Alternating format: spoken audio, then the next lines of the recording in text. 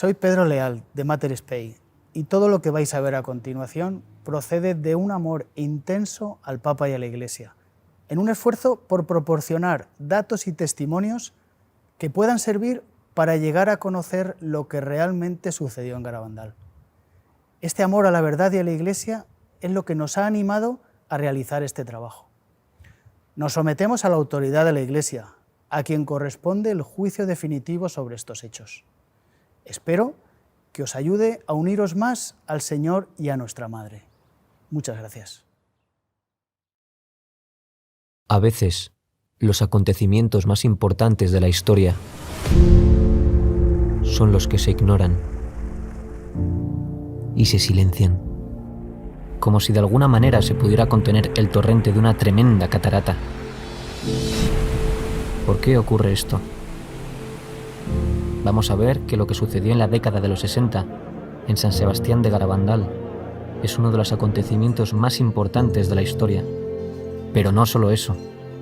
Este hecho, este mensaje, es importante para ti.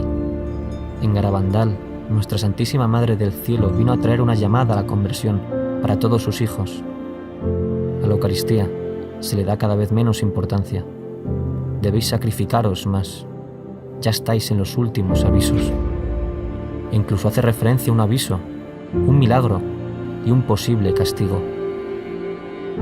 La Madre de Dios vino a una aldea perdida del norte de España para sostener a todos sus hijos en un periodo especialmente difícil de la historia humana y de la Iglesia. ¿De qué estaba hablando? ¿Estamos viviendo tiempos cruciales? Sacerdotes, obispos y cardenales van muchos por el camino de la perdición y llevan con ellos a muchas almas. Esto era difícil de creer en la década de los 60, ahora ya no. En el transcurso de esta investigación hablaremos con expertos, médicos, teólogos y testigos oculares para tratar de responder a las preguntas clave. ¿Qué sucedió exactamente en Garabandal? ¿Por qué fue tan rápidamente ignorado y olvidado? ¿Realmente ha sido estudiado? ¿Fue silenciado? ¿Es auténtico?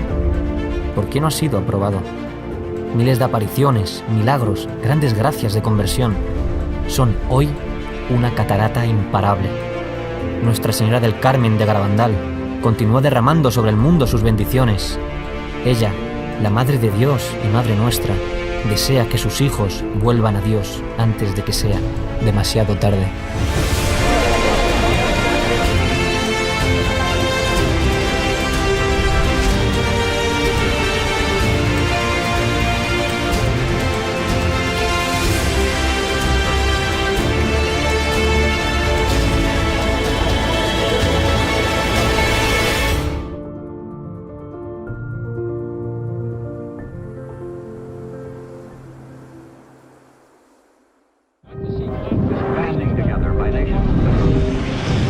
Soy el padre José Luis Saavedra, soy doctor en Teología por la especialidad de Historia en la Universidad de Navarra. Bueno, soy Jorge Fernández Díaz, soy ingeniero industrial, inspector de trabajo, pero toda mi vida, durante 40 años hasta ahora, ininterrumpidos, pues he estado en la vida pública. Yo me llamo Ángel María Rojas. Entré hace más de 62 años en la Compañía de Jesús.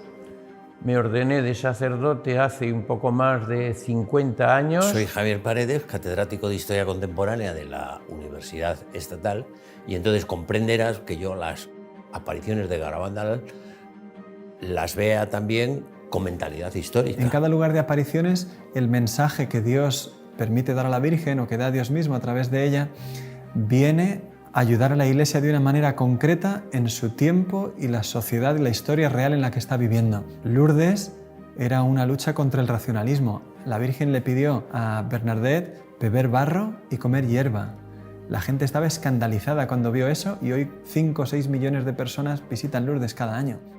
Fátima, la lucha contra el comunismo, el daño que iba a hacer una ideología que se convirtió en un totalitarismo que acabó con millones de personas.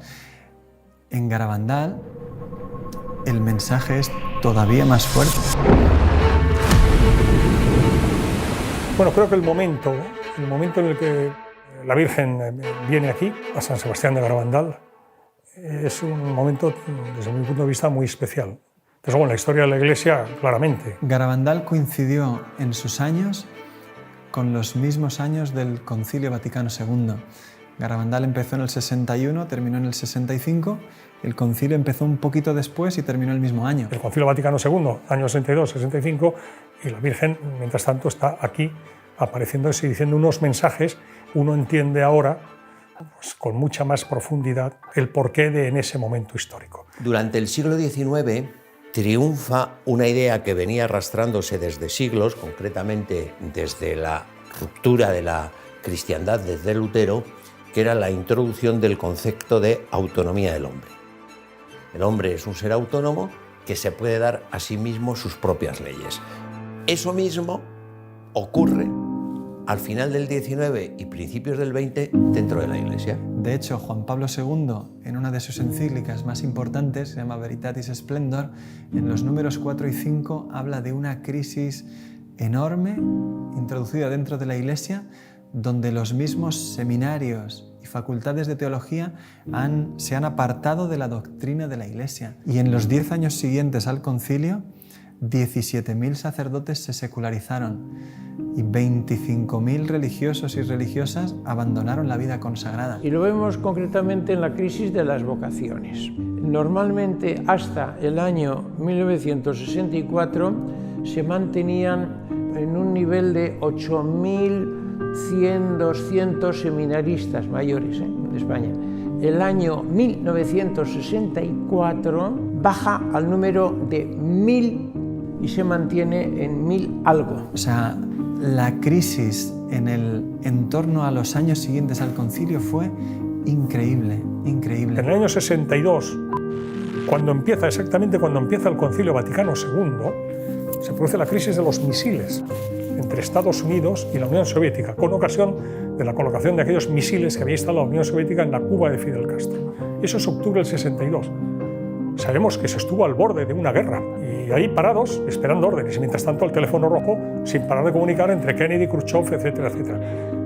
Han sido momentos de una extraordinaria gravedad en lo que hace referencia a la posibilidad de que estallara un conflicto nuclear, absolutamente. Vamos a ponernos en 1961, los que conozcan Garabandal, que echen la vista atrás lo que era Garabandal, el pueblo San Sebastián de Garabandal, a donde no se podía subir en coche, con unas niñas que eran prácticamente analfabetas, que muchas de las cosas que les decía la Virgen no las entendían. ¿Por qué la Virgen les dice a unas niñas unas cosas que no entienden, pero que sí que las transmiten?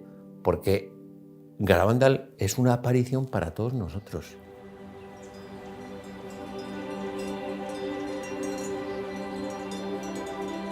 Pues yo soy David Toribio Cosío, nací el año 1935 en San Sebastián de Garabandal y allí viví casi toda mi vida. Yo soy Celina, nací en San Sebastián de Garabandal y tengo 83 años, o sea que nací el 23 de octubre del 35. Yo soy Maximina González, hermana de la madre de Conchita, tía de Conchita y madrina. Soy José Román Serrano Martínez.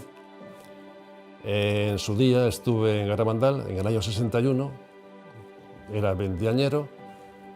Mi padre tuvo la fortuna de llegar a Garabandal a través de un buen amigo, Eustaquio Cuenca. Y bueno, de alguna manera se llegó a un acuerdo entre ellos de decir, oye, ¿por qué no va tu hijo a dar unas clases por allí, estos chavales? Pasan un fenómeno, un mes o 2 meses allí, en el verano entero. El pueblo no se parece nada hoy a como era entonces. Entonces había muchos pedruscos, muchas piedras, charcos, desigualdad del terreno.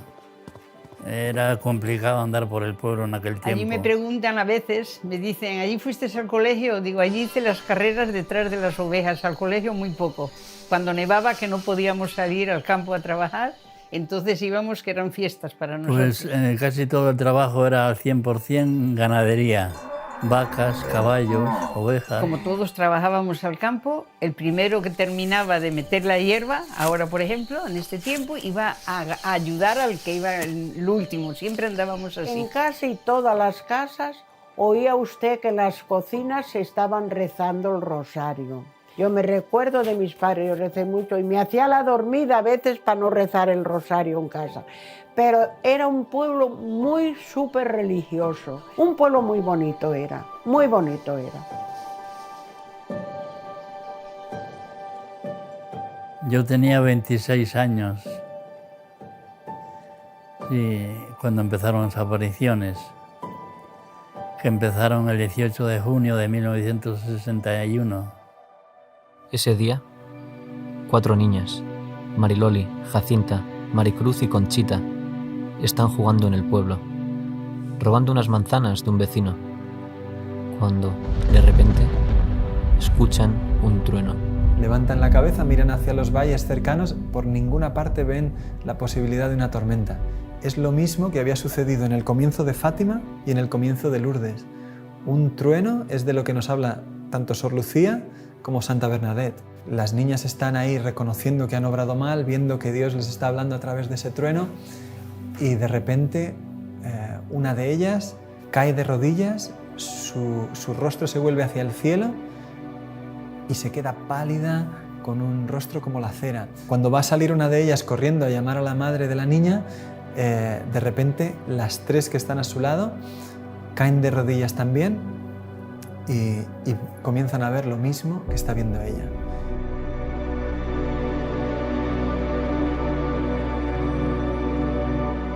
Es un ángel y sin decirles nada les llena como de asombro.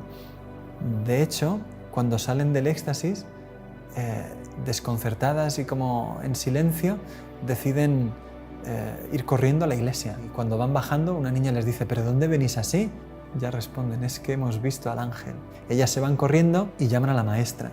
Queda tan asombrada la maestra que les dice: vamos a ver 2 o 3 días si esto continúa. O sea, ella se ve que confía en sus alumnas, que sabe que son chicas normales y que lo que les ha sucedido puede pasar.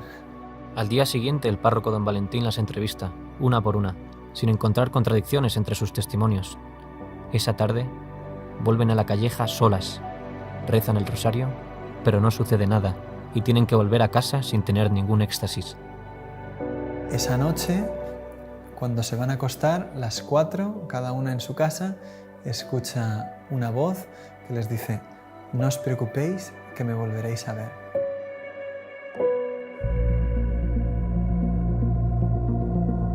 Los primeros días fueron la cosa más maravillosa del mundo. Y primero yo decía: ¿qué está pasando? ¿Qué está pasando? Claro, ya me entró la curiosidad de verlas. Rezaban el rosario y al terminar el rosario era cuando tenían el éxtasis y se quedaban rígidas. No las podíamos mover del sitio, ni un dedo, ni mover un dedo, ni nada. Pues venía gente que no creía en las apariciones y le hacían daño a las niñas.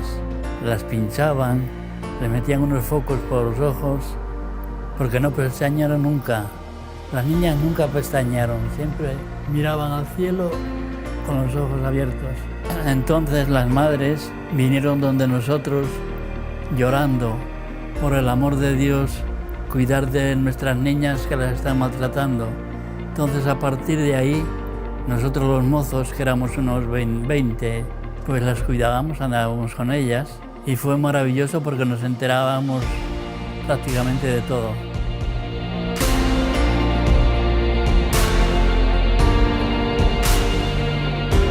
Pues el 4 o 5 día ya está el párroco tomando nota de lo que sucede y dice que hay 600 personas viendo los éxtasis y los domingos hasta 3000. Y es una aldea a la que hay que subir por un camino que es 1 hora andando y bien empinada la cuesta porque no se puede subir en coche. No había baños, no había apenas luz eléctrica, no había asfalto y se llena de gente aquello. El mero hecho de que haya tanta gente allí ya te está diciendo de qué es lo que estaban viendo. El 1 de julio, el ángel les anuncia una visita muy especial que tendrá lugar al día siguiente. Ese día, 2 de julio de 1961, ven a la Santísima Virgen como Nuestra Señora del Carmen.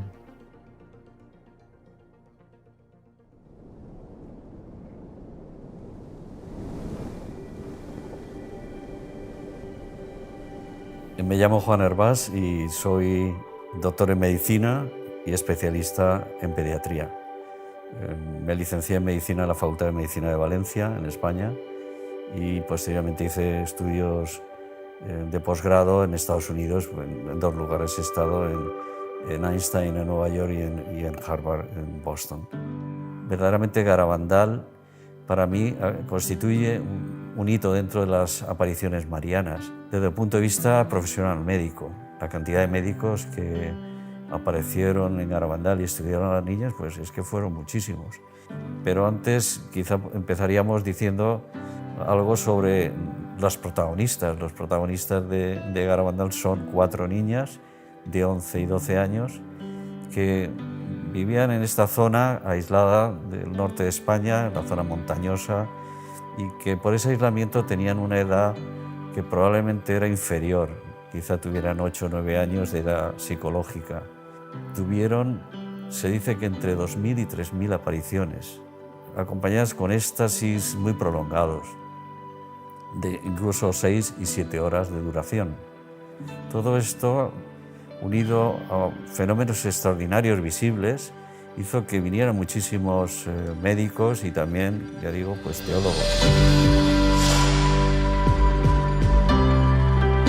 Por eso en el cuadro que se llama La Calleja, pusieron maderas por arriba y por abajo para que no entraran a tocarlas. Intentaron moverlas muchos. Yo personalmente intenté elevarlas, cogerlas, las asilas y levantarlas estando en éxtasis, y bueno, imposible. Salían de la iglesia en éxtasis y tenían que subir a la calleja, debajo de los pinos. Entonces los mozos teníamos que ir uno por un lado, otro por otro, y unos delante y otros detrás. Era una sensación rara. Corriendo, y de vez en cuando, pues, ¡pas!, pegaban un giro, porque por la calleja de no sé qué, por la calleja de no sé cuál, hasta que en algún momento empezaban a correr de tal manera que levantaban los brazos en cruz y parecía que en lugar de correr volaban a una velocidad tremenda. Nosotros no éramos capaces de seguirlas. A esa velocidad había un momento en que de vez en cuando ¡pas!, pegaban un frenazo en seco. Y nosotros, en lugar de frenar, lo que hacíamos era salir todos disparados porque no podíamos frenar en seco. Y luego, con los brazos en cruz, cogían carrerilla otra vez hacia atrás, a la misma velocidad que corrían y volaban hacia adelante. Y luego eso se trasladó ya, y en lugar de hacerlo en el pueblo nada más, corrían monte arriba. Y de noche corrían monte arriba, todos con luces, con linternucas, como pudiéramos y tal.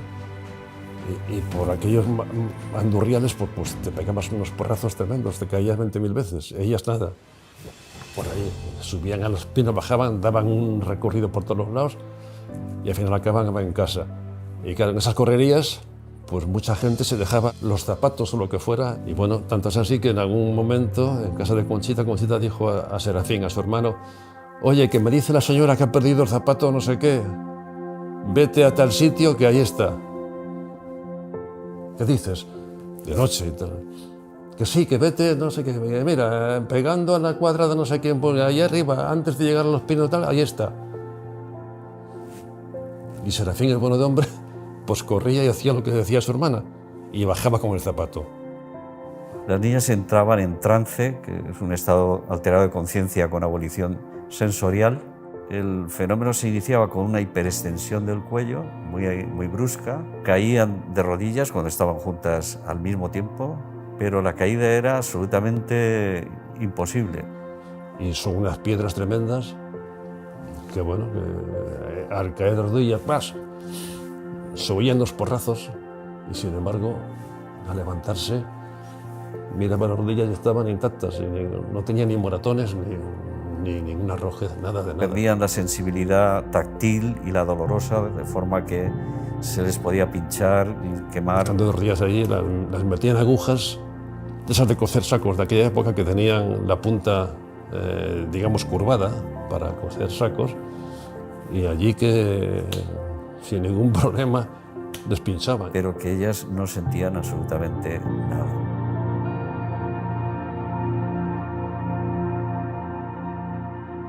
apareció por allí Máximo Frösler, ingeniero alemán, vivía en Santander, y por las circunstancias que fuera, oyó hablar de Garabandal, y este hombre nos decía: yo soy protestante, teóricamente no creo en la Virgen, pero bueno, yo no entiendo lo que está pasando allí. Son unas niñas de 11, 12 años, débiles, pequeñas, de un pueblo allí perdido, y él era muy fuerte. Yo una de estas niñas la cojo y la levanto en una mano, pero cuando caen en éxtasis no puedo mover ni una mano. Niñas que además se les veía relajadas, se movían tranquilamente y entre ellas se movía una a otra, así normal, pero yo, si intento mover una mano, no puedo. El prior de la Trapa, un hombre fortachón con el que he coincidido yo allí, entre él y yo, intentar en éxtasis levantar o mover un brazo de una niña, no hemos podido. Entre él y yo no es que no podemos levantar, sino no movemos un músculo. Pero además notamos que la niña no hace esfuerzo, está relajada. No lo entiendo. Por ejemplo, un señor de Madrid, un muchacho de Madrid, joven, no, de Barcelona, pues se arrimó a Simón, el padre de Jacinta, y le dice: Simón, yo no creo en estas apariciones. Bueno, yo no creo en estas apariciones ni creo nada. Ando muy mal espiritualmente. Y le dice Simón a este joven: mire usted, la niña de la izquierda es mi niña. Yo le doy permiso para que vaya usted allá y la toque, la levante o haga lo que quiera. Yo soy su padre y le doy permiso. Fue este mozo de Jacinta, se pone a levantarla y no pudo. Y volvió y le dice: Simón, no he podido levantarla. Eso me parecía a mí, dice él. Termina la aparición y le dice Simón a Jacinta: Jacinta, este señor te quiso levantar cuando estabas hablando con la Virgen. ¿Quieres ponerte de rodillas para que te levante ahora? Se pone la niña de rodillas, lo almozo y la levantó. Ahora creo en Garabandal, ahora creo en Dios. Ay, gracias a Dios. Ahora creo en todo. No, es que es impresionante. Es que sería incontable decir todo lo que ha sucedido en Garabandal desde estos primeros días. Es absolutamente desconcertante. Levitaciones, devoluciones de esos objetos religiosos besados.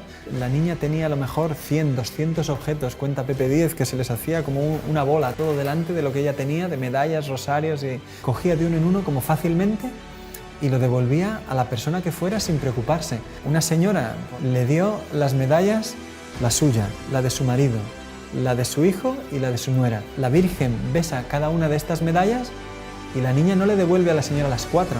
Sin haberlos visto, le pone a cada uno la suya y sin equivocarse a las 4 medallas que la señora le había dado. Claro, la señora dice: ¿yo qué más necesito ver? Si es que llorando allí delante de todo el mundo, diciendo: es que es imposible que haya acertado las 4 medallas a cada uno la suya, sin saber ni quiénes somos, ni de dónde venimos, ni de quién es cada una, y sin mirar las medallas. La Virgen como se manifestaba, dejando ver algo, claro, que atraía cada vez a más gente. Quienes volvían a casa y contaban esto, hacían que viniese cada vez gente de más lejos. Soy Román Martínez del Cerro García de Blanes.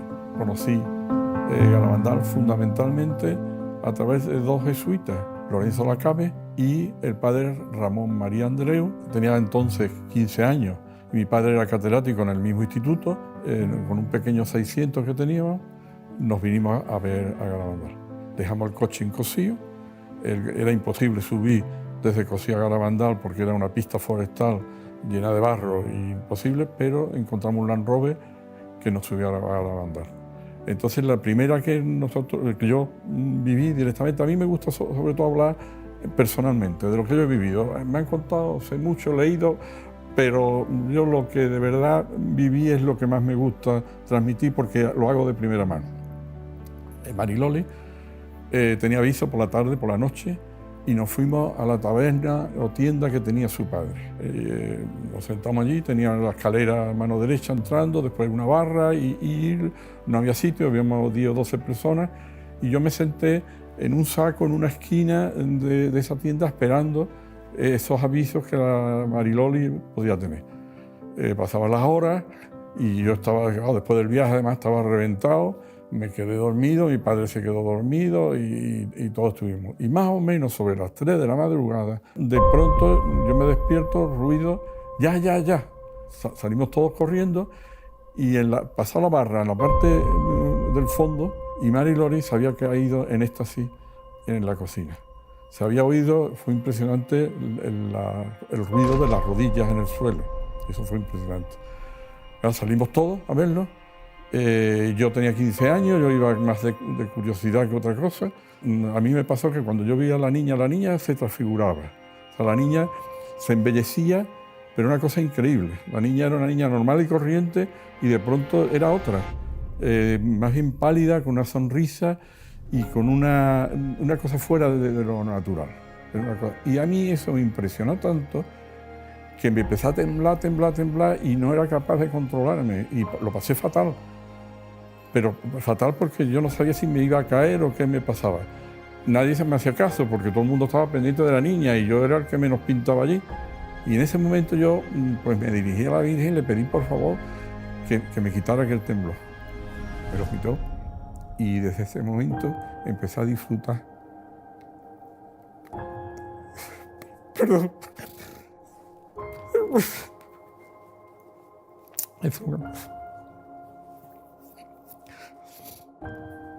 Bueno, desde ese momento empecé a disfrutar de lo que era la presencia de la Virgen en una aprecio. Entonces, hay veces que me preguntan, ¿cuándo de verdad pensó que la Virgen estaba presente allí? Desde ese momento. Hay 2 momentos del Evangelio que a mí me recuerdan mucho aquello. La transfiguración en el Monte Tabor, la sensación de que Virgen está aquí, la sentimos todas. Y la otra, la alegría de, por ejemplo, la visita de la Virgen a su prima Santa Isabel. Esa alegría y ese bienestar fueron en todas las apariciones. Y sobre todo desde ese momento. Desafortunadamente, no todos estaban a favor. Especiales dificultades tuvieron muchos intelectuales. Así sucedió al llegar a la aldea la llamada Primera Comisión Episcopal. Solo subieron 3 veces en todo el primer año de apariciones. Pero el día que la Virgen se apareció por primera vez, todos estaban en el pueblo. Su instructor, el padre Francisco Driozola, con 2 sacerdotes y 2 médicos, el doctor Piñal y el doctor Morales. La comisión comentó con alguna de las personas que había por allí, que había venido con ellos, que aquello se iba a terminar ese mismo día. Pero no se estudiaron los hechos extraordinarios que ahí estaba pasando. De hecho, el doctor Morales nunca más subió a la aldea. Él mismo lo cuenta en una conferencia que dio años después. Solo estuve en la aldea en una ocasión.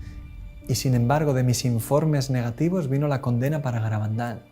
La comisión, de hecho, no volvió a subir hasta finales de julio y subió por la noche para intentar llevarse a las niñas a escondidas y que todo aquello se terminase. Las familias se negaron, excepto la de Conchita. Se llevaron a Conchita, estuvo 8 días en Santander y la terapia que le dan a Conchita es llevarla a la playa, llevarla a la feria y mantenerla ocupada para que no piense en las apariciones. Y yo fui con su madre a Santander, a casa de este sacerdote, a buscar a Conchita. Yo vi, Conchita le mandaban que si no lo negaba, a ella la llevarían a un manicomio y a los padres a la cárcel. Entonces ella, hartándose de amenazarla, ella dijo, bueno, pues lo mío no será verdad, pero lo de las otras al mejor sí. Muy bien, Conchita, la palmearon porque ya lo había negado. El día siguiente de que Conchita volvió de Santander, se reunieron los teólogos y médicos de la comisión con las personas en el pueblo que quisieran interesarse sobre las apariciones. Y allí acudieron médicos y sacerdotes que estaban estudiándolas por su cuenta. Hubo una reunión grande delante de la puerta de la iglesia que la cuenta el mismo doctor Ortiz, un pediatra de Santander que pasó más de 50 días estudiando los éxtasis.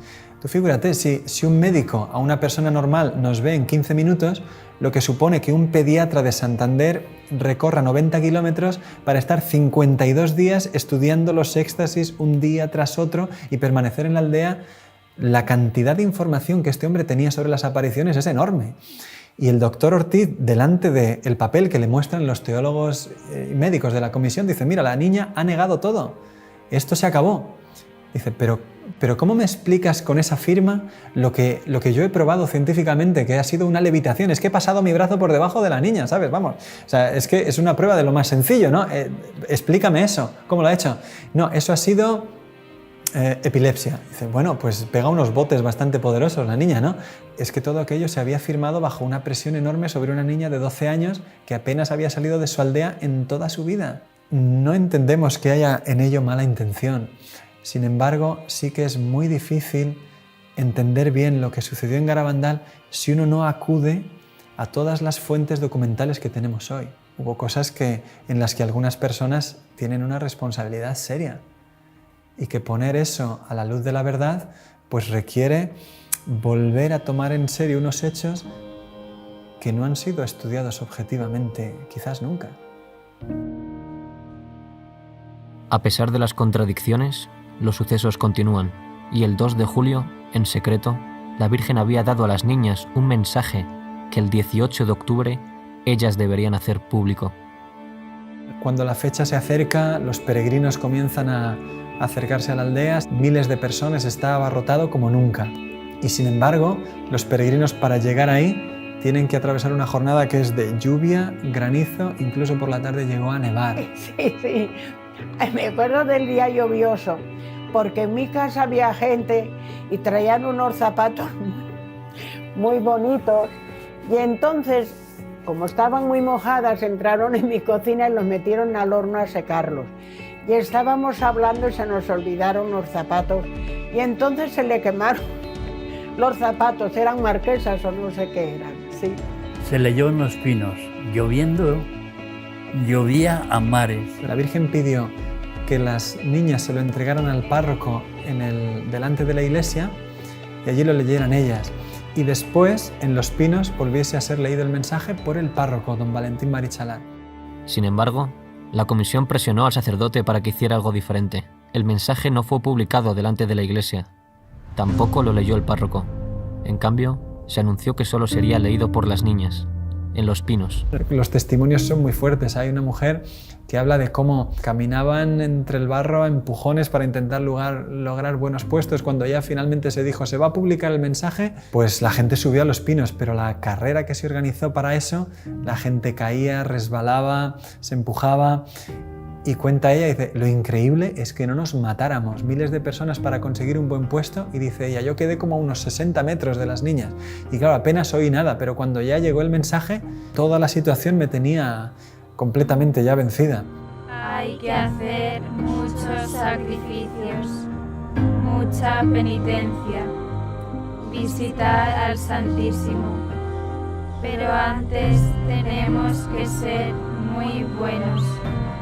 Y si no lo hacemos, nos vendrá un castigo. Ya se está llenando la copa, y si no cambiamos, nos vendrá un castigo muy grande.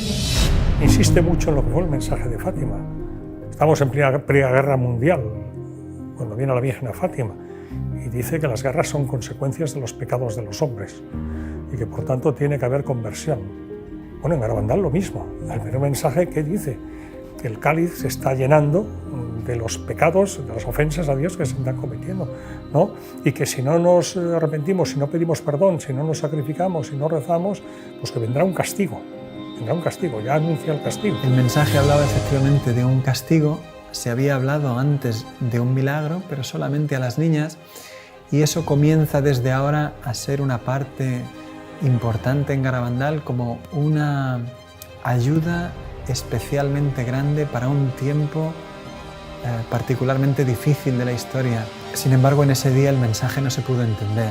Dijeron, toda esa preparación tan grande para un mensaje tan chiquito como sacrificios, visitar al Santísimo, todo eso ya lo sabemos, y un castigo muy grande si no cambiamos, pues ya lo sabemos. Las videntes después, durante los años posteriores a las apariciones, siempre han dicho, lo más fundamental que tenemos que poner en el centro son los mensajes.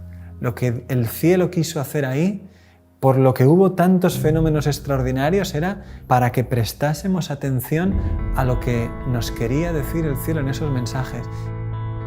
El fracaso del primer mensaje fue un golpe duro para Garabandal. Muchos esperaban algo extraordinario. Por eso, a pesar de tantos prodigios, muchos rechazaron las apariciones a partir de este momento. Pero las niñas, con toda esta situación de desencuentro respecto a las apariciones, empiezan a insistir cada vez más a la Virgen que les tenía que dar un milagro. Haz un milagro, que sea, aunque sea pequeño, como que volemos o que se haga de noche en pleno día, lo que sea, pero que la gente crea, que sepan que tú estás aquí. La Virgen siempre solía callar, no les respondía, incluso se ponía a veces triste y les decía, ya creerán. Pero un día el ángel les dijo, Dios va a hacer un milagro a través de ti y de mí.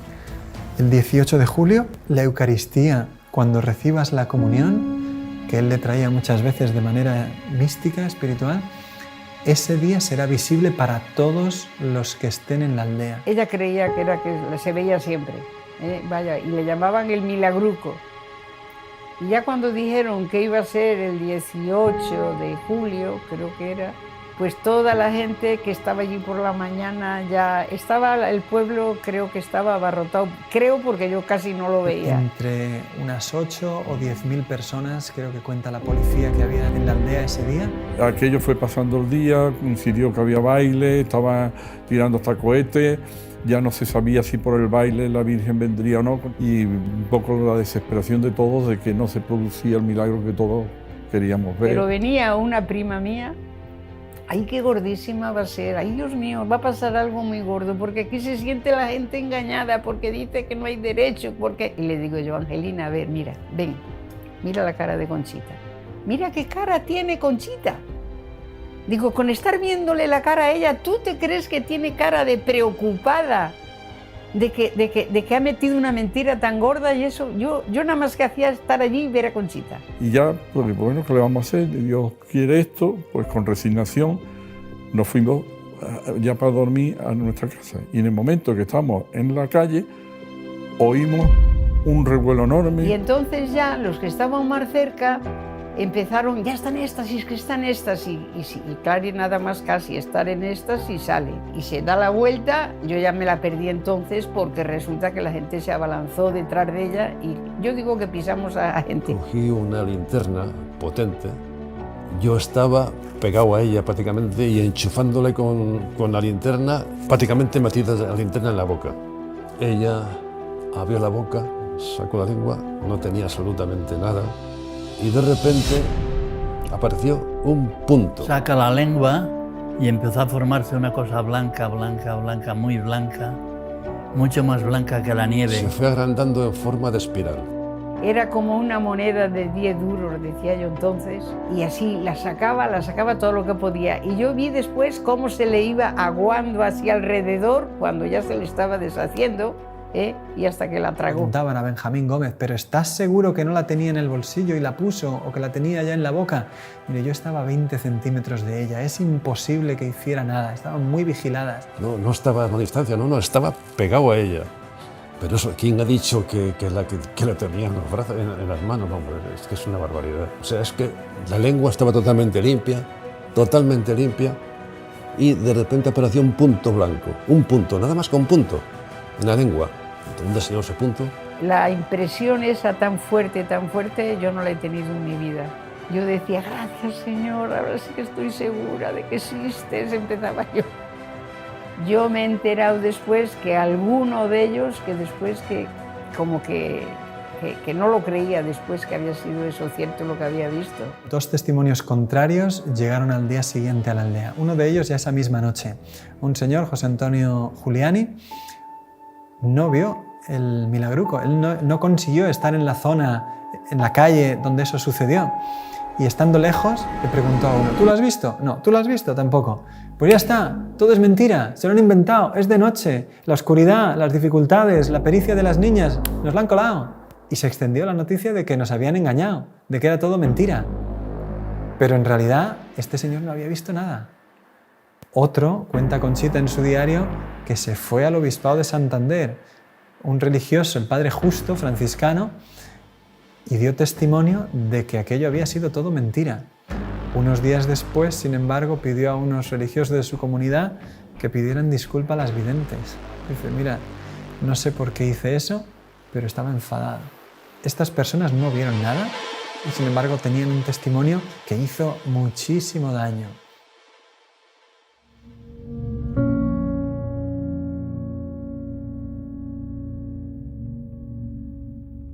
A partir del mes de septiembre de 1962 comienzan a hablar ya con claridad de un aviso, de un milagro y de un castigo. El aviso, según Garabandal, será un fenómeno mundial, una gracia de Dios para cada uno de nosotros. Yo creo que es una manifestación de la misericordia de Dios. Si uno se pone a pensar, el mejor favor que Dios nos puede hacer en este mundo es ver el estado de nuestra alma y a dónde iríamos, ¿no es cierto?, si nos muriésemos. La gracia del aviso será como si se detuviese el tiempo y todo el mundo pudiese ver su alma por un instante tal cual la ve Dios. Todo el bien que hemos hecho, todo el bien que hemos dejado de hacer y todo el mal que hemos hecho. Para que de esa manera tengamos un impulso de conversión. La misma Conchita dijo, lloraremos de lo que Dios nos ama después del aviso. Loli sí que sabía la fecha del aviso. Y dijo que el aviso vendrá en un momento en que España y el mundo lo necesiten. Y habló de una iglesia que parecerá desaparecida. Hablaron mucho del comunismo. España estará muy mal. Yo le dije, ¿peor que como está ahora? Y dice, sí, peor. Sí, todos sabrán que viene de Dios y algunos intentarán negarlo. Eso se va a intentar desnaturalizar. Bueno, pues el Señor vuelve hacia nosotros. ¿Cómo? Con el milagro. Para que creamos que efectivamente eso ha sido como tú lo has vivido, lo has sentido o crees que puede haber sido. Y no como te están intentando decir algunos. El pequeño milagro de la comunión visible está en contraste con el gran milagro que empezó a anunciar ahora, a partir del otoño del 62, en el que decía que sería un milagro enorme, muy grande, mayor que el milagro solar de Fátima. ¿Y ese milagro para qué vendría? Lo preguntó a Jesús el año siguiente, en una locución el Señor le respondió, Señor, ¿es para convertir a mucha gente? No, Conchita, es para convertir al mundo entero. El milagro es tan fuerte, es tan impresionante, que sin una gracia especial te mata, como lo mató al padre Andreu. De felicidad, pero te mata. Yo digo que hay dos personas que han visto el milagro. Una fue el padre Luis María Andreu. A él le llaman el quinto vidente de Garabandal. De repente, mientras las niñas están en el éxtasis, él aparece en el campo de la visión y la gente que estaba en los pinos durante el éxtasis escuchó el grito de él que repitió 4 veces una palabra, milagro. Pero esa noche volvía en jeep con sus compañeros de peregrinación y contaba qué buena es la Virgen, cuánto nos ama, qué madre tenemos en el cielo. Hoy es el día más feliz de mi vida. Se quedó dormido y nunca despertó. Era un sacerdote de poco más de 30 años, joven, sano. Todo el mundo quedó perplejo porque había fallecido de repente, el día que había visto el milagro de Garabandal. Y hay otra persona que ha visto el milagro, San Pío de Petralcina. Y el padre Pellegrino, que la había aceptado poco antes de morir, dice, yo he sido el último hijo espiritual aceptado por el padre Pío en vida. Le dijo que había visto el padre Pío, había visto el milagro antes de morir. Lo que sí sabemos es que el padre Pío dijo que el velo que iba a cubrir su rostro 3 días después de su muerte, que se lo entregaran a Conchita. Este milagro, los testigos de aquellos que vivan el milagro, más esa señal que es muy importante, Garabandal se va a transformar en un lugar de peregrinación mundial. Y ahí es donde vamos a entender esto que dijo la Virgen cuando dijo El milagro de Garabandal viene para convertir al mundo entero.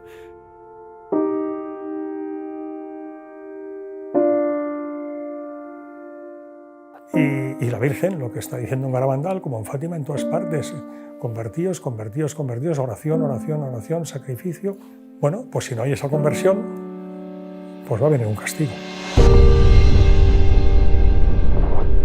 Las niñas han visto ese castigo, lo vieron en las llamadas noches de los gritos. La Virgen un día prohibió que nadie subiese a los pinos, prohibió a la gente subir a los pinos. Solamente una niña pequeñita que tenía 6 o 7 años, pero la gente subió al final de las casas y de allí las oíamos. Y unos gritos, ¡ay, Virgen Santísima! ¡Ay, Madre! A los niños no, a los niños no. Yo esa noche pensé que era el fin del mundo, lo tenía totalmente creído. Entonces, porque ellas gritaban y decían que no venga, llévanos junto a ti, hablaban mucho de la confesión. Que se confiesen todos primero, que no venga, que se confiesen todos primero. El miedo que tenían las niñas ahí arriba, viendo todo lo que vieron, se transmitía a nosotros. Con oírlas aquella noche, solamente con oírlas. Todo apunta que fue la revelación del castigo y de las circunstancias en las que tendría lugar el aviso, que parece que es una situación de gran persecución para la Iglesia y de grandes dificultades para el mundo. Las niñas le preguntaron, ¿y cómo se llamará eso? Y la Virgen dijo que se llamaría comunismo.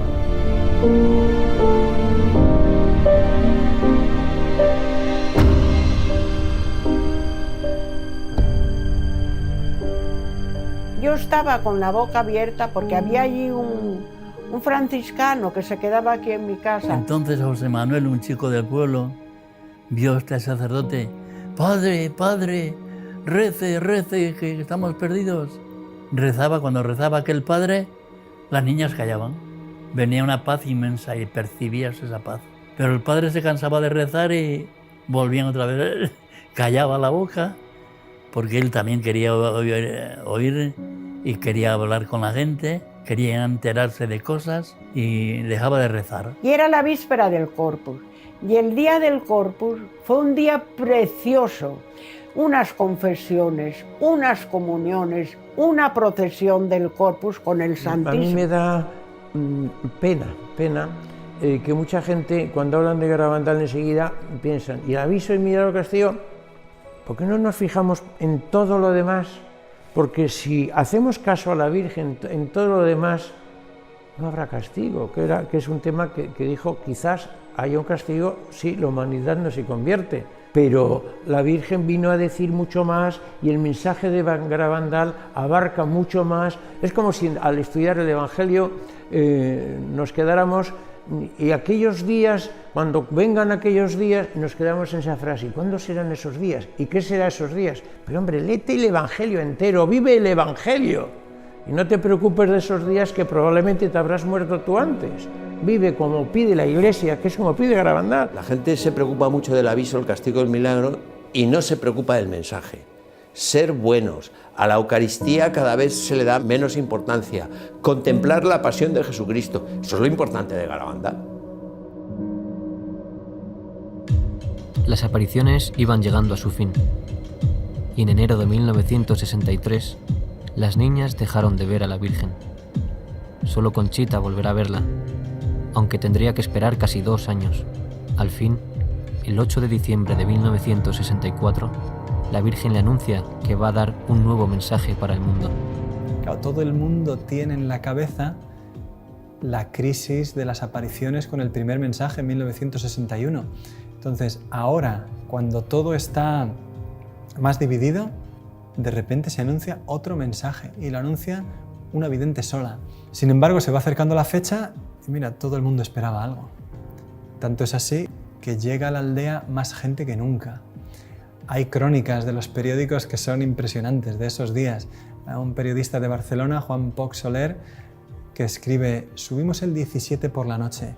Cuando llegué a la aldea vi gente durmiendo bajo los dinteles de las puertas, en los pajares. Me puse a escribir para enviar algo al periódico y a mi lado había 2 inglesas durmiendo sobre sus codos. el pueblo estaba a reventar de gente. Había 12.000, 15.000 personas, no se sabe cuánta gente había ese día en la aldea. Cuando fue pasando la tarde, no llegaba el éxtasis, no llegaba, y en un momento la niña avisó a la gente que el éxtasis sería en el cuadro. La gente intentó buscar el mejor puesto cerca del lugar del éxtasis. Es impresionante, duró unos 12 minutos y en él se escucha a la niña decir algunas palabras, se la ve reír, se la ve llorar. Curiosamente, el mensaje de la Virgen no lo dio ella. Unos meses después la Virgen le dijo: ¿sabes por qué no vine yo el 18 de junio a darte el mensaje? Porque me daba pena decirte aquellas cosas, pero necesitabais saberlas para vuestro bien y si las cumplís para gloria de Dios. Como no se ha cumplido y no se ha hecho conocer al mundo mi mensaje del 18 de octubre, os diré que este es el último. Antes la copa se estaba llenando, ahora está rebosando. Los sacerdotes, obispos y cardenales van muchos por el camino de la perdición, y con ellos llevan a muchas más almas. A la Eucaristía cada vez se le da menos importancia. Debéis evitar la ira de Dios sobre vosotros con vuestros esfuerzos. Si le pedís perdón con vuestras almas sinceras, Él os perdonará. Yo, vuestra madre, por intercesión del ángel San Miguel, os quiero decir que os enmendéis. Ya estáis en los últimos avisos.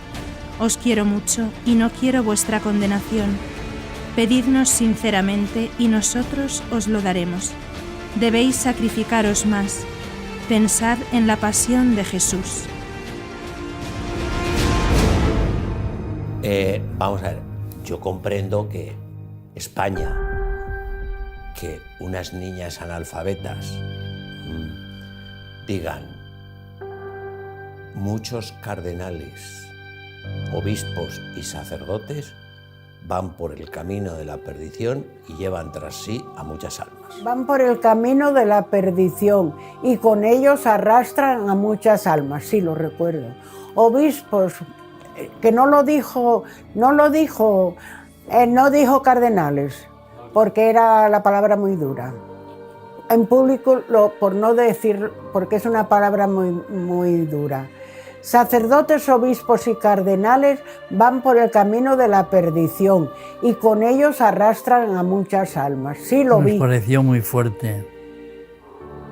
Y también las niñas lloraron muchísimo, no querían decirlo. Y las madres no querían decirlo. Ay, Dios mío, pero ¿cómo vamos a decir esto? Si los curas son santos, ay, Dios mío, ay.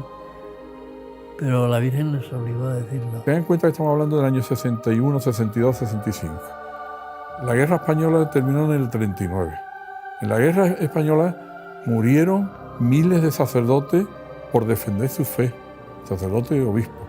Entonces, a la altura que uno tenía un sacerdote, era de un santo que no podía uno dudar lo más mínimo, ni nadie dudaba de la santidad del sacerdote. Ahí se ve muy bien también la autenticidad de las apariciones. Si la Virgen no les hubiera empujado, no lo habrían dicho nunca las niñas ni sus madres por todo el oro del mundo. La Virgen les mandó, sí, es necesario que lo digáis. Desgraciadamente, con el paso del tiempo y en la actualidad, hemos podido comprobar con dolor que era cierto que muchos cardenales, que muchos obispos, que muchos sacerdotes fueran por el camino de la perdición. Los ejemplos son muy dolorosos.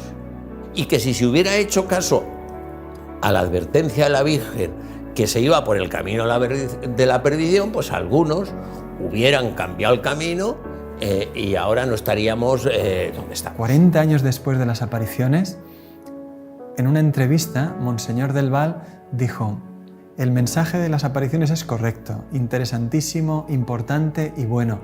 Lo que no puedo entender es que dijera que muchos sacerdotes, obispos y cardenales van por el camino de la perdición.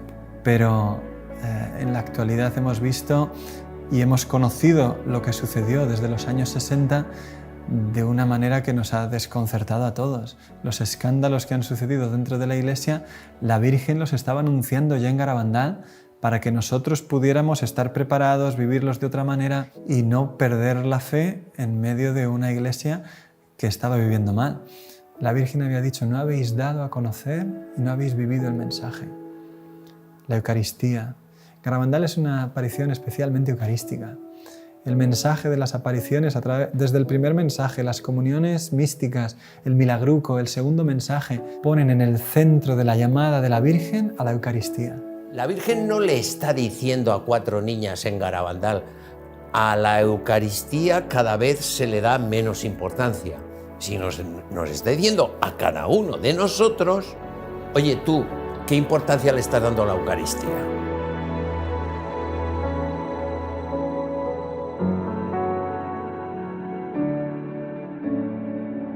Los fenómenos terminaron con la aparición del 13 de noviembre de 1965. Después de esto, las niñas dejaron la aldea. Conchita acabó en Burgos, donde fue recibida por el padre Manuel Guerra y la madre Nieves García. Cuando conocí a Conchita, estaba en Burgos de superiora, con la casualidad de que yo no quería ya admitir a ninguna niña más porque el colegio estaba completo ya. Entonces, al poco tiempo viene la portera y me dice: hay una familia que pregunta. Vino el capellán con ellos y entonces ya les dije que yo tenía un sitio. Y entonces ya me dijeron quién era Conchita, me explicaron y me pidieron que Conchita tuviera un confesor, que don Manuel se ofreció, y una persona que la formara, y me ofrecí yo. Por lo tanto, entró en el colegio como una niña más, con el nombre de María, para que nadie la molestara en nada. Todas las tardes llamaba a Conchita, 1 hora o un par de horas, a un recibidor. Todo lo que ella me dijo, la conversación, fue grabada inmediatamente cada vez que hablaba con ella, inmediatamente para no cambiar ni una sola palabra. Yo a Conchita entonces y después la he encontrado inmejorable. No he encontrado una persona ni más normal, sin ganas de llamar la atención de nadie. Cuando ella terminó las apariciones, le dijo a la Virgen que quería ser religiosa. Entonces, nada más terminó las apariciones, se fue a un convento, se enteraron de que estaba allí, porque ella fue a confesarse y le dijo, se conoce que al padre, le dijo, después se supo, pues que ella que había visto a la Virgen, que tenía dudas algunas veces si era verdad, si no era verdad, si le parecía a ella que era ella. Y entonces el sacerdote, cuando se enteró que era Conchita, pues dijo: papá, va a decir usted la verdad enseguida. Vinieron 2 obispos y 2 sacerdotes. Algunas veces le dijeron: sí, pero eso te lo inventaste tú y yo. Sí, porque eso se inventa muchas veces la imaginación. Ah, pues sería, O sea que alguna vez, entre esa conversación tan larga que tuvieron, de 6 horas, ella alguna vez dijo: pues era verdad, claro, ante personas que te has imaginado tú, porque muchas veces pasa eso. Bien, entonces se marcharon con esa idea y entonces yo llamé al sacerdote que estuvo con ella, contrario, en Garabandal.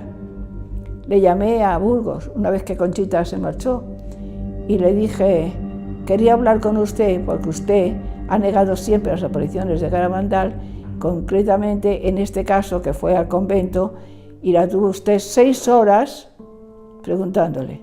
Y dice: no, 6 horas no, 5. Entonces le dije: bueno, pues muy bien, pues creo que está usted confundido porque esto no se puede hacer con una niña después de confesar y de esta manera. Cuando estos señores se marcharon de esa conversación, que la pudo dejar aturdida, entonces ella tuvo una locución. En la locución del Señor, interiormente, le dijo: no quiero que estés aquí, quiero que estés fuera. Y Conchita: es que no me quieres, Señor. Y el Señor le dice: pero yo quiero que tú estés fuera, como diciendo, como mejor me puedes servir y como debes es fuera.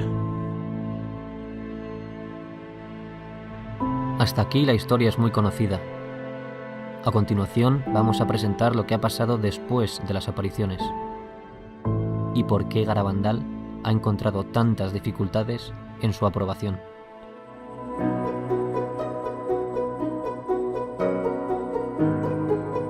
En 1962, Monseñor Beitia rechazó las apariciones. 5 años después, su sucesor, Monseñor Puchol, afirmó que todo había sido un simple juego de niñas. Su nota afirma que todo tuvo explicación natural. Cirarda, su sucesor, dijo lo mismo. Tras estos 3 prelados, llega a Santander Monseñor Juan Antonio del Val, que había sido miembro de la primera comisión. Por esta razón, Del Val sabía que las apariciones no se habían estudiado bien. Por eso intenta fundar una nueva comisión, pero fracasa 3 veces. Al fin, tras 12 años intentándolo, consigue el respaldo de Roma y con el apoyo del cardenal Ratzinger, en 1989 funda por fin la segunda comisión. Escuchemos ahora unos testimonios de esta época y después escucharemos un testimonio muy importante de esa segunda comisión. After the death of Padre Pio, the Holy See increases its interest in the events in the Ed Kelly. I was born and raised in Seattle of elderly Irish-American Catholic parents. I spent a lot of time in Santander in 71, and in 72 spent 10 months here. Pages, news, sensational, and documentary report. The first years, they didn't write anything. I didn't find anything in the papers until after the girls made their declarations of uncertainty. Then on the front page of the local papers, all of them, no hubo apariciones in Garabandal. Nothing. Everything has a natural explanation. And I read that, and the papers were stupid. I mean, there was so much that was illogical. I talked to the Bishop del Val Gallo. He had just made his own pronouncement that said, my predecessors have judged that it wasn't certain whether the apparitions were of supernatural origin or not.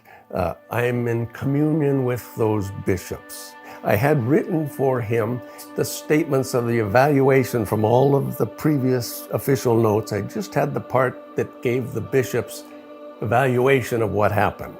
And he looked them over and he says, this one, the second note of Bishop Baetzia in 1965, this is the best statement on Garabandal and the one that conveys my opinion on it. And that was the note that had the statement of orthodoxy, that everything is in compliance with the traditional teaching of the Church, the real presence of the Blessed Sacrament, devotion to the Blessed Sacrament that is, and the Blessed Mother that's well known. Maternel Afiner, que es un sacerdote de lengua francesa que en Garabandal estuvo desde el principio estudiando las apariciones, fue entrevistado por la comisión. A él le impresionó mucho que le entrevistaron en un restaurante durante una comida. Y le impresionó más todavía que cada vez que él daba una respuesta se escribía de la manera más contraria a las apariciones posible. Le preguntaban, ¿y está usted seguro de eso? Bueno, de eso no estoy seguro. Ponga que duda sobre eso. Él entendía que todo se estaba haciendo de manera contraria a lo que él quería decir. Y cuando terminó la entrevista le impresionó todavía mucho más, porque le dijeron firme. Y él dijo, yo no firmo eso. Y tranquilamente, delante de él, pusieron con letras mayúsculas su nombre y su apellido. Y años después, unos amigos alemanes suyos visitaron el obispado para consultar cómo estaba el caso de las apariciones y les contaron que Maternel Afiner había hecho un testimonio en contra de las apariciones y que estaba en el obispado firmado por él. Claro, él mismo cuenta y dice, ¿cómo se llama esto en derecho canónico? Que cojan tu testimonio, se lo inventen, lo firmen y lo presenten como prueba en el caso de un discernimiento. Claro, en derecho canónico esto se llama falsedad, porque una prueba que es nula implica que un juicio tiene que ser restituido in integrum, dice el derecho. O sea, tiene que ser, cuando las pruebas son falsas, el juicio tiene que volver a realizarse, tiene que volverse a estudiar. Y eso es lo que veían una y otra vez las personas que estudiaban objetivamente las apariciones. Se encontraban con que una y otra vez todo se interpretaba de la manera más negativa posible y que cada vez que intentaba moverse algo a favor de las apariciones se volvía a tomar una distancia infinita.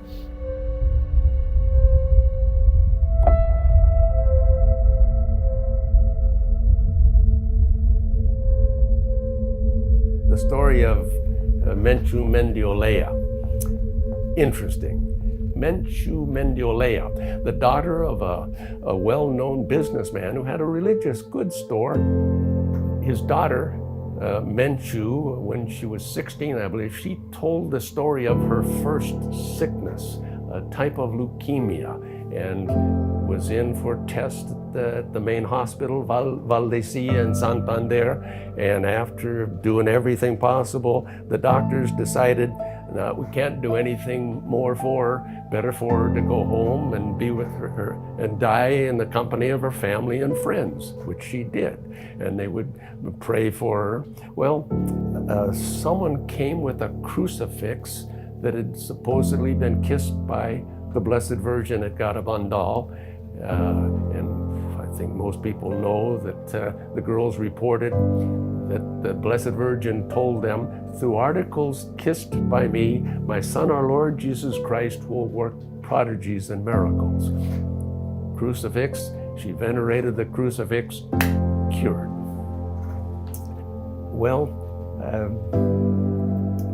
I guess by that time I had heard that someone from the Chancery went to Mr. Mendiolea and told him, please don't mention Garabandal with the cure of your daughter. It is not proper to connect apparitions which are false with a cure like this. So I went to talk to Mr. Mendiolea. And we talked. I says, is it true that someone came from the diocese to tell you not to mention it? Yes. Well. Desde la misma comisión que estudiaba las apariciones, no solo no se estudia la curación de Menchu, sino que incluso se silencia el hecho de la misma curación y se requiere a la familia que no hablen de ello en ninguna parte.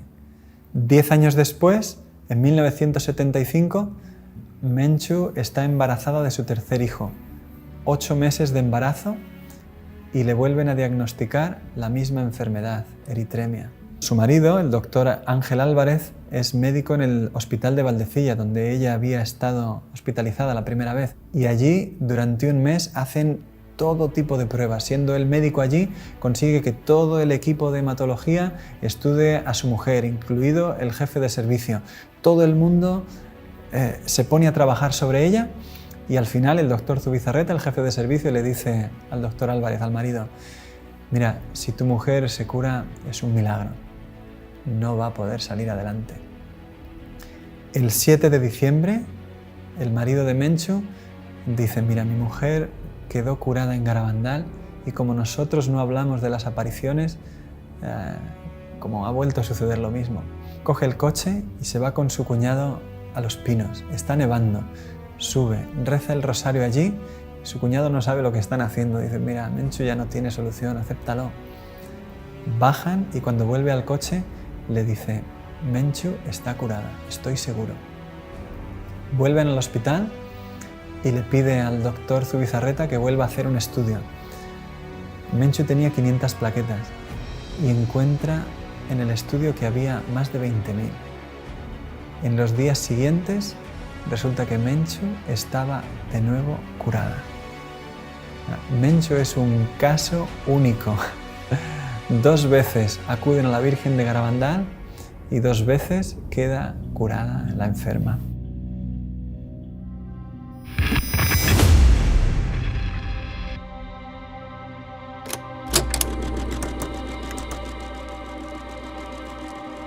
Creo que no tenía todavía 20 años cuando un teólogo, un escritor, hizo un comentario que le escuché sobre Garabandal.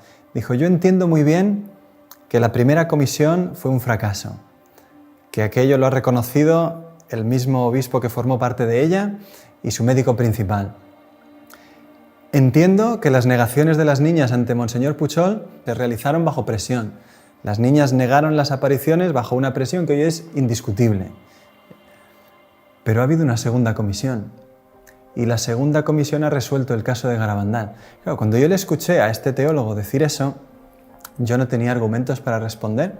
De hecho, no hemos sabido prácticamente nada hasta el año pasado. De repente, después de estrenarse Garabandal, solo Dios lo sabe, un día abro el email y me encuentro con un mensaje donde me escribe un señor que no conozco de nada, diciéndome el contacto de un miembro de la segunda comisión.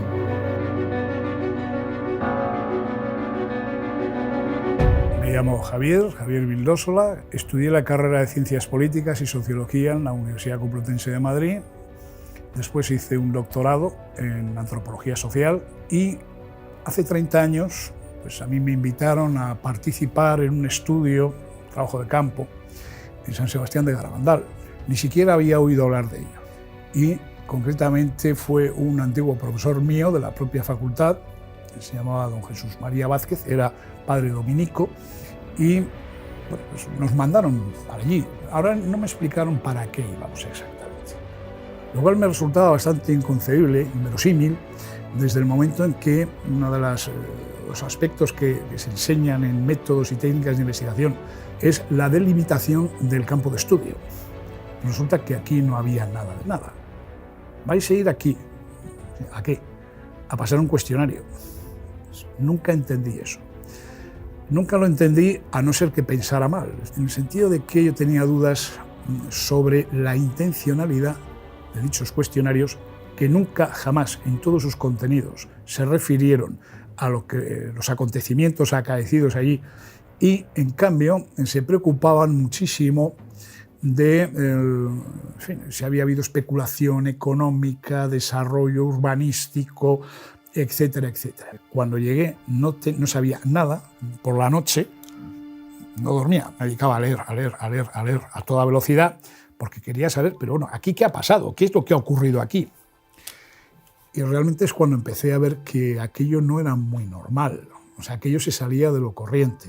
De los 5 o 6 solamente hubo otro señor, como yo, que era un profesor de psicología evolutiva de la Universidad de Valladolid, Fernando Lara, un señor de psicología infantil.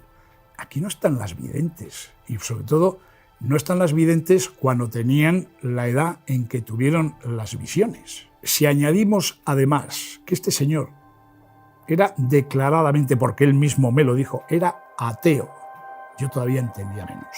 Alguien me gustaría que me lo explicase, porque sigo sin entenderlo al cabo de 30 años. ¿Qué fue la primera comisión? La primera comisión no ha existido jamás.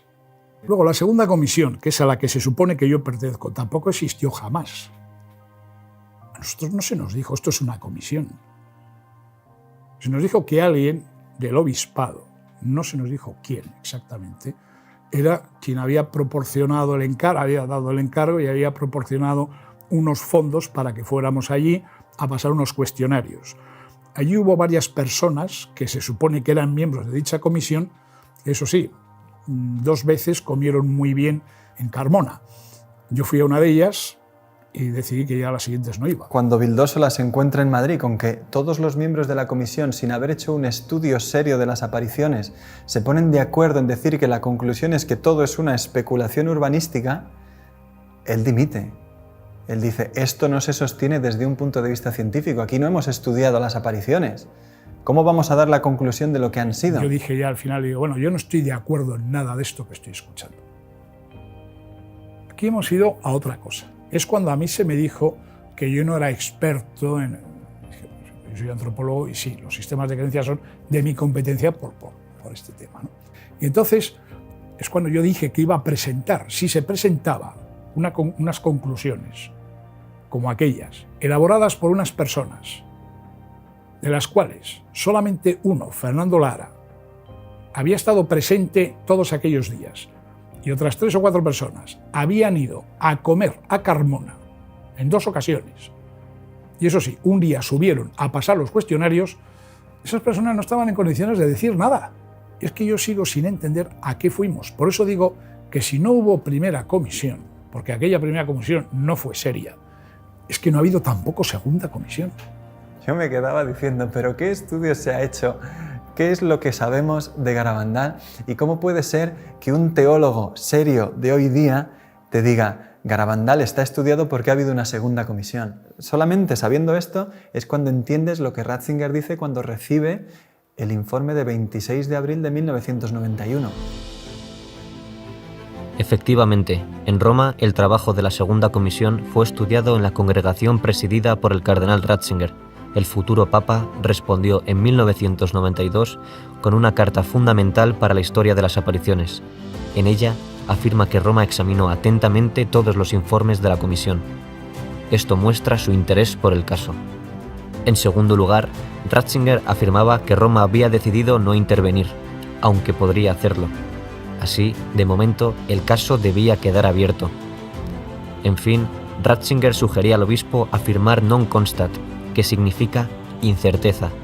Roma no encontraba argumentos suficientes para realizar un juicio definitivo. El caso debía quedar abierto. Desde 1992, todos los obispos y administradores apostólicos de Santander han repetido el non constat de Ratzinger. Ante el difícil proceso de las apariciones, detenido por tantas dificultades, por el momento no se encontró una solución mejor. Desde entonces, las apariciones quedaban abiertas al sentido de fe de los fieles. Por eso, la actitud de ellos puede ser fundamental de cara a un juicio favorable de la Iglesia. Y a más de 50 años del final de las apariciones, Garabandal todavía espera respuesta.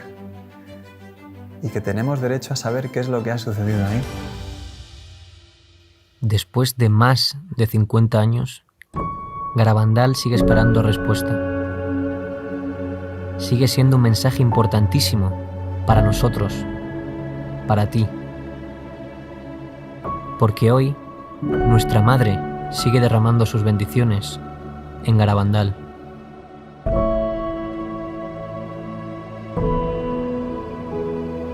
Además, la Virgen ha permanecido siempre fiel, actuando desde Garabandal con una fuerza increíble, como ella se ha comprometido con este lugar y con esta sociedad y esta iglesia que tenemos hoy y nuestras necesidades, que son de dar ese salto en la fe que muchos están teniendo la tentación de no dar. Yo creo en Garabandal, no tengo ninguna duda. En todo momento quiero respetar y voy a respetar, faltaría más, lo que determine la Iglesia. Pero yo rogaría que la Iglesia, la jerarquía, pues que diera facilidades para que puedan venir cuantos más fieles mejor. Y en unos momentos tan difíciles como los que vivimos, pues yo creo que en lugar de cerrar, lo que hay que hacer es abrir las manos con misericordia para que puedan ser debidamente atendidos contra más hijos de la Iglesia quieran acercarse a Dios en un lugar que algo debe tener cuanta tanta gente atrae, como es Garabandal. Y se compromete a través de milagros, curaciones y sanaciones interiores que siguen produciéndose hasta hoy. Es que sería incontable lo que hay que decir sobre las apariciones. Es que ha habido tanta gente que sigue llorando al escuchar el mensaje de Garabandal, tantos agradecimientos cuando se ha publicado Garabandal, solo Dios lo sabe, tanta gente que está esperando que Garabandal sea promovido como una ayuda increíble para la fe de tantos cristianos que lo único que quieren es creer en Dios y que nuestra Madre la Iglesia nos ayude a saltar hacia adelante en un mundo que no tiene fe y que nos necesita valientes. Yo quiero que el mundo se salve porque así lo percibimos en Garabandal, que la Virgen vino para que todos los seres humanos se salvaran. A las almas les falta sentir la maternidad divina en cada alma. Y eso es lo importante que se siente aquí en Garabandal. Una de las cosas que a mí me gustaría es que se hiciera una comisión médica para el estudio de las apariciones de Garabandal y de los fenómenos asociados, fundamentalmente las curaciones relacionadas con Garabandal, de personas que dicen haber tenido una curación relacionada con Garabandal. Creo que es una obligación para todos el volver a abrir el caso de Garabandal. So much happened there that it'll never be compiled in one area. So many people have experienced different things there, different graces, cures, conversions. Todos vamos hacia un encuentro personal con Jesús, todos vamos hacia una intervención de Dios en nuestra alma, particularmente con nombre y apellido cada uno, pero también en el mundo para cambiar las cosas y el rumbo por donde están ahora, de la cual tú puedes tener mucha esperanza de que muchas cosas van a cambiar para bien. Garabandal no se ha cerrado, Garabandal no ha terminado, yo diría Garabandal está vivo. ¿Cuánto está queriendo hacer el cielo a través de que se deje conocer el mensaje de la Virgen hoy? Porque esas son historias de hoy. Y si nosotros le dejamos, pues el cielo se vuelca. Y te das cuenta de que el grifo de las gracias en Garabandal jamás se ha cerrado.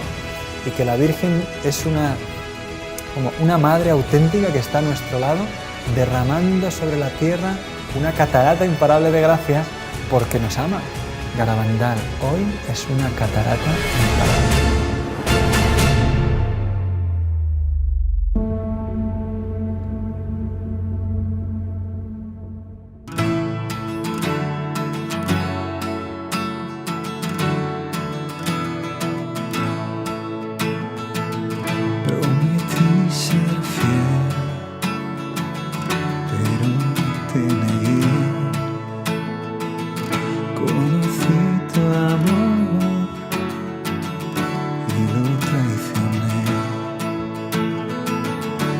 Quisiste que sintiera sobre mí tu amor.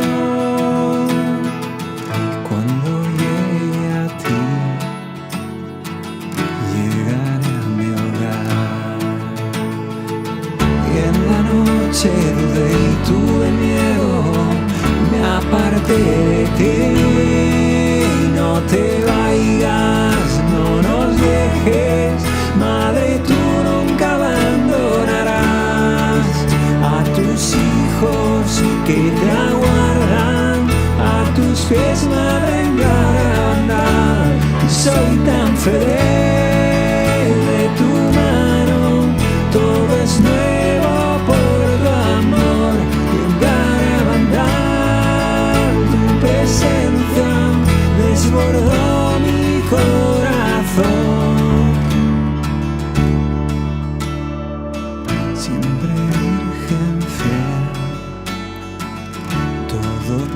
Soy,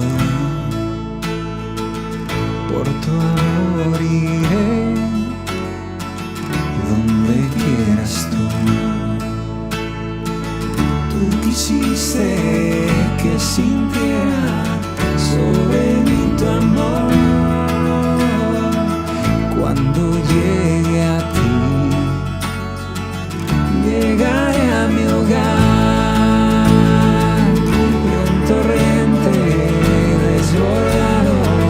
Fue tu amor por mí. No te vayas, no nos dejes, Madre, tú nunca abandonarás a tus hijos que te aguardan, a tus pies, Madre, en Garabandal. Soy tan feliz de tu mano, todo es nuevo.